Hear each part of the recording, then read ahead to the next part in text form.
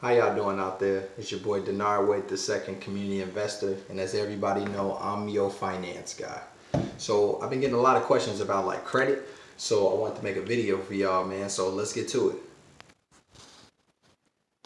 So as we get into it, I'm about to show y'all how y'all credit scores is calculated. So you remember in school when your teacher gave you the syllabus, and at the end of the day, none of us didn't know what that big packet was, but it was really just to show you what type of grade you get up in the class and how it's calculated. I'm about to show you that for credit right here. So right here we got 35%. This is based on payment history. Long story short about this one, never be late. That's really it. 35% of that is really based on your late payments. Just never be late. Put them on auto pay or something. Save you a lot of headache. So think about it. You just did this right. That's 35 out of 100. What grade is that? Come on, guys, we know. You're an F student. So if you're an F student, if you just do this, that means you're an F student in credit. Now, 30% of this right here is really just the new versus the used. So to kind of keep this short, this was called utilization. When you get to the utilization part, they just want you to really, man, they want you to be in 30%. And this is the reason why, so I'm going to kick it to you real fast.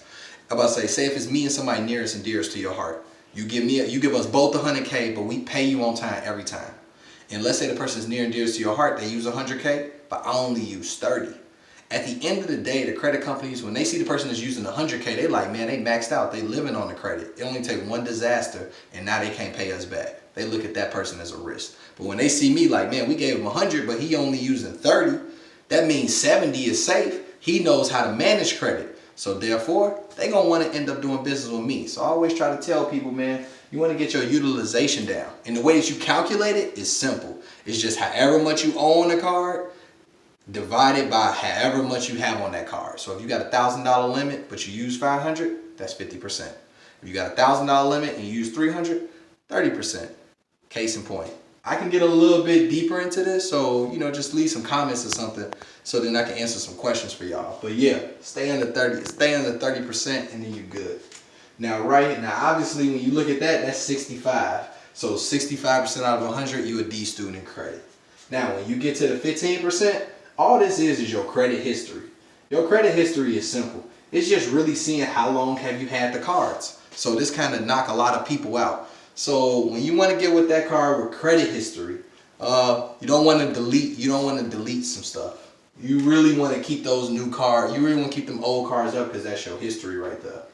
Now, obviously here, that's 80%, so you're a B student in credit. That's the money. I'm going to show you that at the end. But right here, this is the type of credit. Type of credit is simple. That's just like retail cards, mortgages, installment loans. So pretty much credit cards, car loans, and a mortgage. So I always tell people you want to get 2 trade lines, 2 credit cards, and at least 1 installment loan. So that means like an auto loan or like some sort of student loan. And you'll be in good shape right there. The last one, this is the silent killer. This is the new credit. New credit is simple. It's all them credit cards that y'all going out there applying to. Like, man, ain't getting approved. The biggest place where this hurts is when y'all go out and start getting like cars. They're called inquiries. They will run this up. So I have a lot of people, check your credit report and make sure that y'all don't got a ton of inquiries. You want to stay below 3 if you can.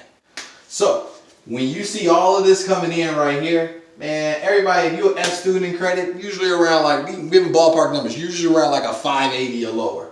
I'm about to say you're a D student in credit, you may be like a 16. You may be like a 620, I'll give you that.